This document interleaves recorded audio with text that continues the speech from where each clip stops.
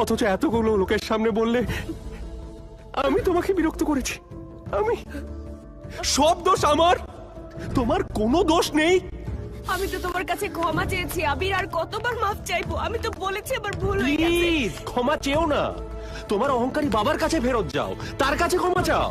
বিয়ের আসর থেকে পালিয়ে সারা রাত বাইরে ছিলে, গর্বে নিশ্চয়ই তার বুকটা এত বড় হয়ে যাবে। প্লিজ আবির, আমার কথা শোনো আবির, এটা হতে পারে না আবির, এটা হতে পারে না। এই কদিনে আমি তোকে অনেক বেশি ভালোবেসে ফেলেছি। এই যে দেখো, এই যে দেখো, গত 12টা বছর ধরে আমি এটা সামলে রেখেছি শুধু তোমার কথা ভেবে, শুধু তোর জন্য অপেক্ষা করেছি, শুধু তোমার জন্য। তুমি ছাড়া আমার জীবনের কেউ নেই আবির, বিশ্বাস করো। আমি আমার পৃথিবী ছেড়ে, আমার সব কিছু ছেড়ে শুধু তোমার কাছে এসেছি আবির। আবির প্লিজ আমাকে মাফ করে দাও। Sorry, sorry Abir, please please